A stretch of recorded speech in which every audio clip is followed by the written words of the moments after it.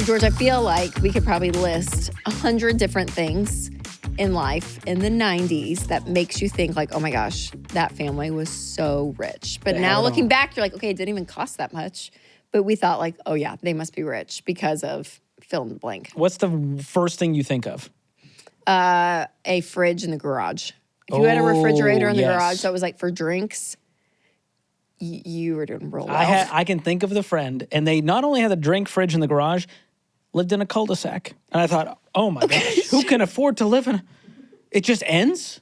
In a cul-de-sac. The privacy. You're there. You know what? My friend had a driveway that was a circle. Like you could pull in one end and it connected to the other. It wasn't a straight one. Who has the time? And she had the garage fridge. That's how you know. I'm looking at you, Kate. That's right. Shout out to Kate. Exactly. And she had the cool tube socks in the 6th grade. There was cool tube socks? The socks that were up, and then you just crinkled them a little bit up at the top. Oh, that was the thing. Missed that trend. And you know what? It's kind of back. It's a little lower for the Gen Zers, but they're here. I don't know what's going on with Gen Z and the tube socks, but have you done it yet? No, you haven't. I'm still showing a little ankle. I see that. Hey, these people are paying good money for this show. I haven't done it. The socks? No, I only wear socks that go above my ankle at home. Okay. Otherwise, no need to show that off. Yeah, we don't need to see a sock. No, I'm fine. I still wear skinny jeans, so I'm out on all the trends. So listen, I think the appearance of what we think in the moment is cool and awesome. Like, it fades.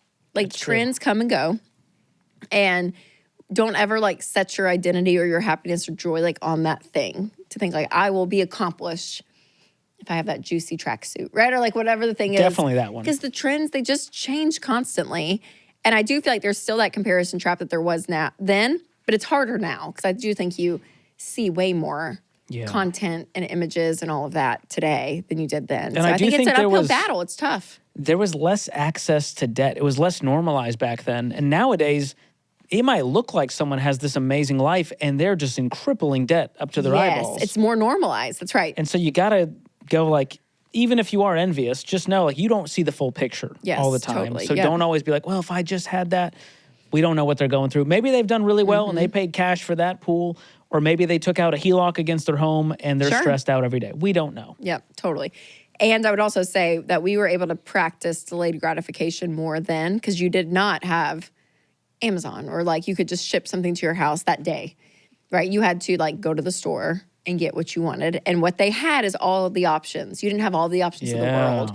So there's something there that like going back to that mindset is wise. I think there's a wiser. There's almost like a simplicity minimalism to that of just like we have access to everything all the time. And no matter what we want, we can get it on the internet in 2 days. Yes, yes. I think it was kind of better back then where you didn't know all the options. You didn't have all the access. Yeah, just a couple of things that you can get and that's it. I guess we're the old people in the room now. Oh, man. I know. My girls said something the other day.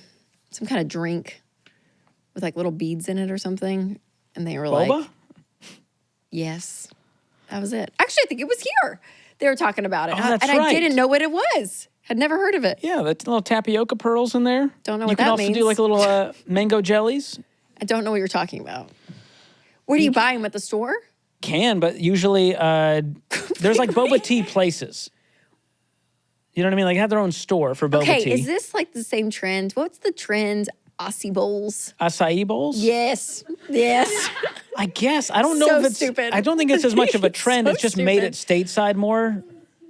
Everyone's into it, though. And it's all of a sudden, you're healthy if, it's like this whole thing. And I'm like, what is going on? Yeah, Nashville's just getting on the boba tea grind, but they're big in other places. On the boba tea grind. Boba tea grind. Yeah. I added grind for fun. Okay. Yeah. Yeah, so it's perfectly sealed, and you take a big, giant straw, and you punch it through. And what's in the bowls? Either tapioca or like a jelly. Which is what? Which is like a rice, essentially. Okay. It's like a chewy rice ball almost. Or you can do jelly if you're not into that. And you stir it together. Kind of. You just sort of, as you drink it, they pop through the straw. It's a really wide straw. So it just adds like some texture to your drink, essentially. All right. It's like eating candy while getting a sweet drink. Think about it that way.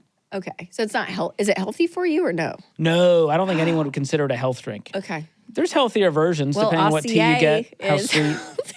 I'm not claiming to be a boba expert. Don't come at me in the comments. But Anyways, it's these. I don't know. I can't keep up with it. you can't. Never heard of it. No one expects you to. Never heard of it. No one thought Rachel would know about boba. A kid had a Squishmallow pillow. Yeah.